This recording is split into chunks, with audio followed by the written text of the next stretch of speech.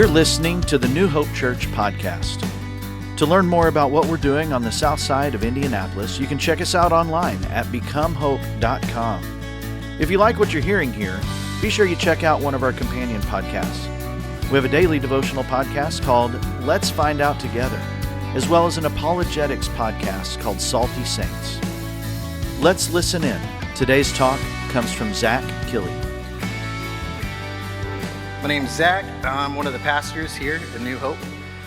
And today we are starting a new series called Good Grief. That's kind of good. That's pretty good. It's about lament, loss, and mourning. It's exactly what it sounds like. Real quick, we should say this one might be a little PG-13. We're not going to go any more explicit than the Bible itself gets, but I just want to say that as we start. But I want to start this series by asking a question that I think is super relevant to every other question we can ask about mourning and loss and lament, sadness. And just say, is it okay? Is that okay to do? Because we live in a world where, when people are sad, our knee-jerk reaction is, hey, don't be sad. Chin up. It'll be okay. Get over it. Rub some dirt on it. And so we kind of have this knee-jerk reaction when we are the person who is sad of going, well, I don't really want people to know I'm sad because, I don't want to inconvenience them. And so I think we can answer the question very quickly, is it okay? In short, yes, when done properly. There's a not so okay way. We'll get into all that. But first I want to say, what even causes grief? What is the root of mourning? Right? And I think simply put, it's loss. I think it's when you lose a person. I think generally when we think of mourning, when we think of grief, it's someone has died. Right? That's probably the most common thing that we relate the concept of mourning to. But I don't think it's always that somebody's died. I think it's also maybe when a relationship dissolves. There's a song called What Hurts the Most. It's a country song. It's originally by Jeffrey Steele. Then Rascal Flatts covered it. They didn't write it. And then Aaron Lewis sang it later. And when you listen to that song, you're like, oh my gosh, this person has somebody's died. And that's not what the song's about. The song's about a man's relationship with his son dissolving. And that relationship's gone now. But the way he sings about it, you would think his son has passed away. And he's grieving over it, right? It doesn't have to be death. It can be just the loss of someone in our life that they've moved on from us or we've moved on from them. The relationship's fallen apart. It could be that the way you always thought things were gets shook up and it's no longer the way it is anymore. Maybe you lose yourself. I think that happens a lot. It looks different for everybody. Everybody's journey through mourning and grief looks different. Something different gets everybody to that point. And in a lot of ways, it takes a little bit different of a process to get everybody out of it. But even in those kind of loose terms, I think there's a right and there's a wrong. And so I want to look at that today. Our first story is when things go right. It's a story about a guy named David. David is a really interesting character. I think he's probably my favorite character in the entire Bible next to Jesus. He's human. He's so human. He is so deeply, deeply flawed and relatable. And at the exact same time, God looks at David and literally says, this is a man after my own heart. I cannot comprehend if God was explaining me to somebody else and said, that's a man after my own heart. What a compliment. What an incredible compliment. And at the exact same time, David is such a messed up character. He's actually the king of Israel. He's the second king of Israel. And he's one of the greatest kings of Israel. And after you hear this story, you're going to be like, are you sure? But he is. There's a lot of really bad ones, There's some really good ones, and David is one of the better ones, surprisingly. But our story takes place when all the kings are off at war. That's where kings are supposed to be. They're supposed to be with their armies. They're supposed to be doing battle. That's where kings go. They go strategize and they make sure they're leading their men properly. And that's where all the kings are at the beginning of this story, but not David. David's sitting in the palace. His men are all off, dying, fighting for God and country, and David is chilling in the palace. And he's not just hanging out, he's getting into trouble because he's looking out over the city, over Israel, and he sees a woman bathing on a rooftop. And he desires her because she is beautiful. And he sends his palace guard to go get her. They bring her to him, and she is forced to lay with him because that's what happens when the king says, come here. Either that or you die. And we quickly learn that she actually becomes pregnant. And not just that, we learn that she's not just some lady. This is actually the wife of one of David's best friends, of one of his closest allies, closest companions, a man that serves as his royal guard, his personal bodyguard, a man that would put his life on the line for David at any given point. And David has just taken his wife from him. And now she's pregnant. And David is like, oh no. People are going to find out. People are going to see what I did. And so what he does is he starts scheming. And he calls off for this man, Uriah the Hittite. That's his name. He calls off for him and he says, hey, come back home. You need to come back home. You've been doing a great job out there on the battle lines. I want you here though. You've done such a good job. You need to come back. You need to eat. You need to drink. You need to party and be with your wife. And Uriah says the last thing David wants to hear. He says, I can't do that. He says, my men are here. They're putting their lives on the line. We are in the middle of a battle. I'm not leaving my men behind to come home so I can party and be with my wife. I will see you when the battle's done. And so David schemes further. And he commits a great evil. He sets out that he is going to put his friend, his bodyguard, Uriah, on the front lines of the battle because that's where men go to die. And he puts him there and he dies. He murders one of his closest friends so nobody has to see what he's done. And then he takes his wife for his own. And she has the baby. But Nathan, the prophet of the Lord, he knows what's happened. And he goes to David and he starts telling him a story. He says, I want to tell you about a man. He says, there's this rich man, right? And he's got everything you could ever want. He's got so much livestock. He's got all this cattle and he's got these sheep. He's got these little lambs. He's got everything he could ever want. But one day he got really hungry. And there's this other man who was poor. He had very little. And so he spent all that he had to go purchase this one little lamb. And he loved that little lamb like it was his own. And he took it in and he fed it. And he let it sleep in his own bed because he loved it so much. He took care of this lamb. He cared for this lamb. But that rich man, when he got hungry, he didn't want to slaughter one of his own animals. And so he stole that little lamb from that poor man and he took it in and he killed it and he ate that lamb. And David is a shepherd. He's been a shepherd his whole life. He speaks this language. And he has so deeply suppressed the evil that he's committed that he doesn't even realize that he's talking about him. And so he starts saying, who is this? Who did this? What man has done this? I will make him pay. And he starts laying out all these terms of justice. He is going to pay for this. He'll give back 4 times what he's taken from this man. And Nathan goes, you idiot, you're the man. And David is like broken. And he stops and he looks at the situation. And this is what he says. 2 Samuel 12, 13 through 23. Then David confessed to Nathan, I have sinned against the Lord. And Nathan replied, yeah, but the Lord's forgiven you and you won't die for this sin. Nevertheless, because you have shown utter contempt of the word of the Lord by doing this, your child is going to die. After Nathan returned to his home, the Lord sent a deadly illness to the child of David and Uriah's wife. David begged God to spare the child.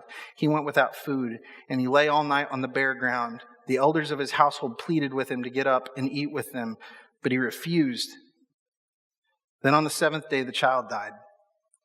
David's advisors were afraid to tell him.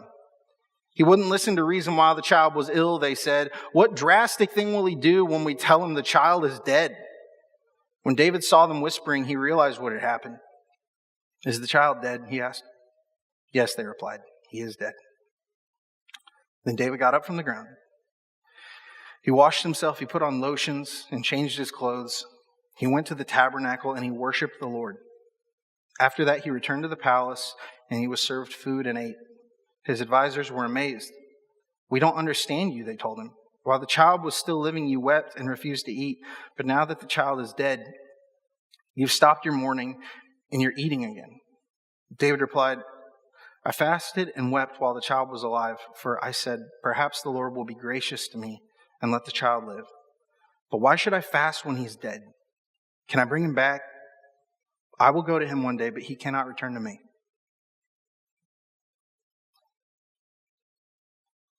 David's mourning is not prescriptive. It's not a one-size-fits-all thing. David's mourning probably looks way different than most people will ever mourn, because David actually did all of his mourning before the actual tragedy took place. He just knew it was coming and he couldn't prevent it. So by the time it was there, it's like the deed was done. He'd known. He had already grieved. He had already let all the mourning out. He had done all that he could. And so when it was done and over, he stood up and he cleaned himself off and he came back to God. And that's what mourning is supposed to look like. The point of mourning is to get you to your wits' end, to a point where you are at the end of your rope and you are out of moves, and you just have to sit there and be sad. You just have to hurt. You just have to exist. Maybe you fast, maybe you cry out to God, maybe you pray.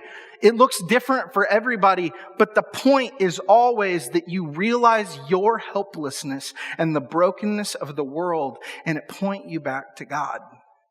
And that's what happened with David. That's when it goes right. Now here's the deal. I racked my brain trying to find a picture of what's it look like when it goes wrong, biblically. And I just couldn't find anything that actually spoke to what we're talking about right here. And so I'm sure many of you have heard my story. I've said it a million times. But it serves this purpose, and I hope it works here. Okay. I was raised in a Christian household. I was taught to know God. And I really do think at a young age, I understood who God was, and I understood He was good. I don't know that I ever truly gave myself to Him entirely. I don't know that I surrendered myself to Him. I don't know that. I think I did as a child. But the stuff that comes after this that we're going to talk about is where I don't know so much. As I grew up, I invested all my time and energy into being liked by people. Because I was kind of nerdy as a kid. I'm still nerdy. I'm just way better at it now. But I was not always accepted by people growing up. And I wanted to be liked. And so I found what I was good at, which was music stuff. And I leaned into that. And I got popular. But with popularity came going to parties. And with parties came chasing girls and drinking and smoking weed. And I chased after that stuff. And it didn't get real bad until college.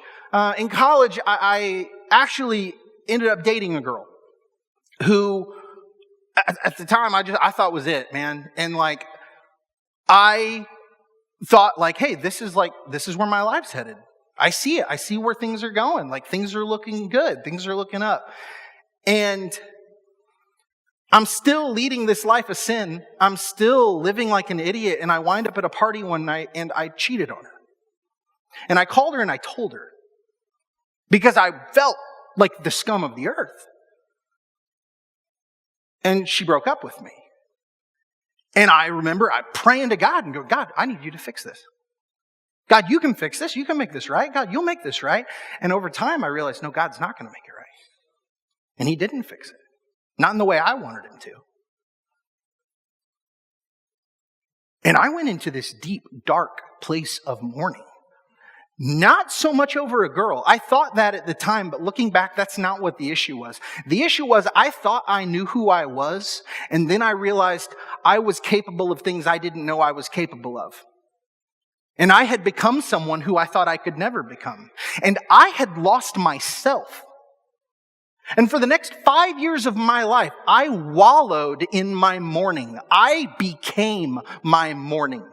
I would drink so much that I would just ramble to people at parties about how miserable I was and how terrible life was, to the point that I eventually dropped out of college and started a rock band because that'll make it better.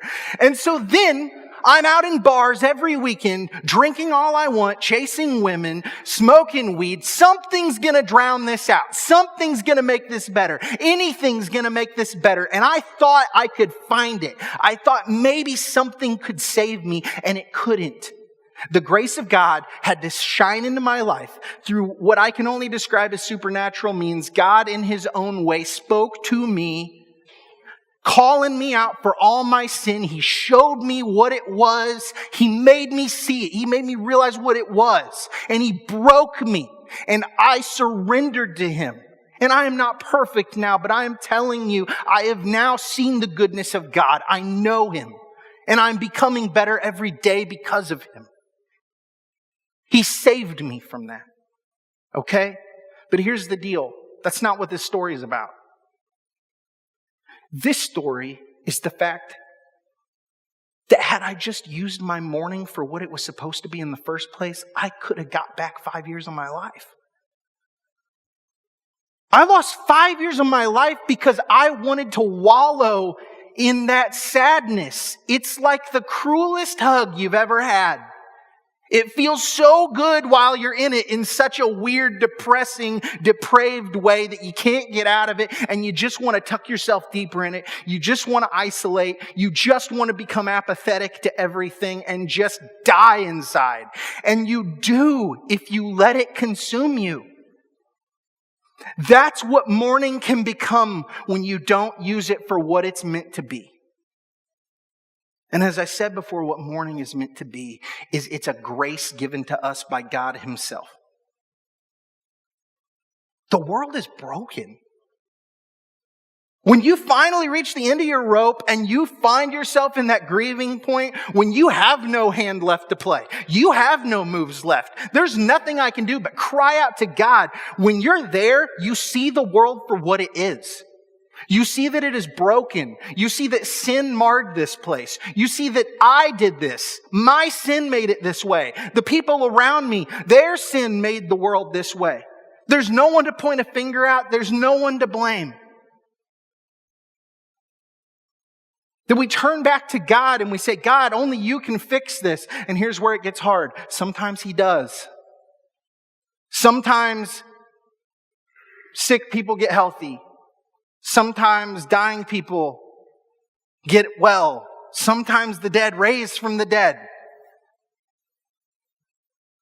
Not always.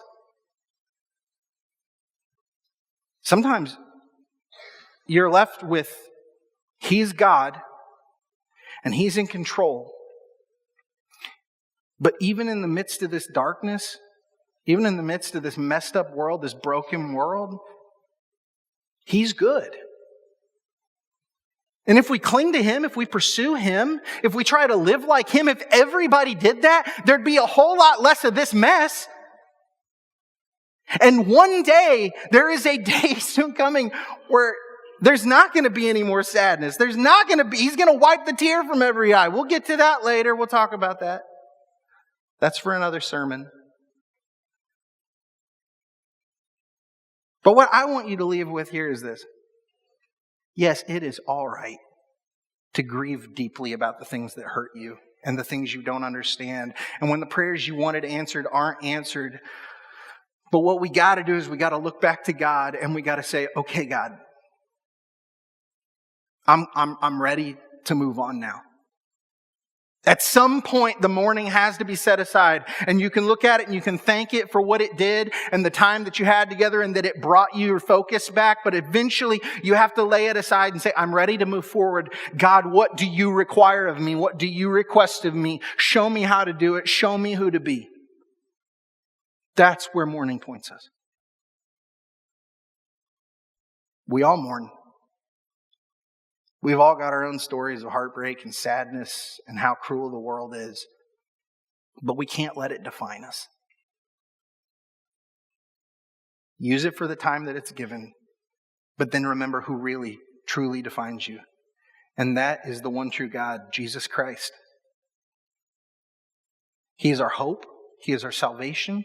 And it's through Him that He turns our mourning to joy. So cling to Him. And when you find yourself in those times, when you are mourning, remember that this is temporary. This is going in a different direction. We'll talk more about what that looks like as well. Cling to God. And recognize that mourning is a tool and nothing more. It is not a lifestyle and it isn't who you are. And remember that there's a lot of people in the world today who are mourning. And they could use somebody to just be there with them in the midst of that. And chances are you've probably been through it once or twice. You don't have to have wise words. You just need to be there. Would you pray with me?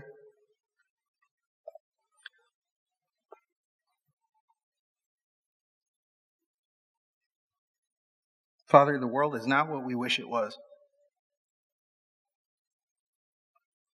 We wish there was no sadness, and we wish there was no death, and we wish that things were comfortable, and they're not. But we thank you that in the midst of that, you are good, and you have given us a way out. You've given us that sorrow, that mourning to point us back to you, to show us that you are the truth, that you are the light in the middle of that darkness. So by your Holy Spirit, please help us to always follow that light out of that darkness, to always walk after you, to always chase after you, to be like you, and to vicariously be that light in the lives of those who are also mourning. We thank you for Jesus. We thank you for his sacrifice on the cross. We would be nothing without it. We praise your name. We pray it in Jesus' name. Amen. Thanks for tuning in to the New Hope Church podcast. If you would do us a favor and like or subscribe on your favorite platform, we would really appreciate it. Also, if you happen to have any questions, feel free to reach out to us at questions@becomehope.com. Have a great week and know that we are praying for you as you seek to be Jesus in every corner of your world.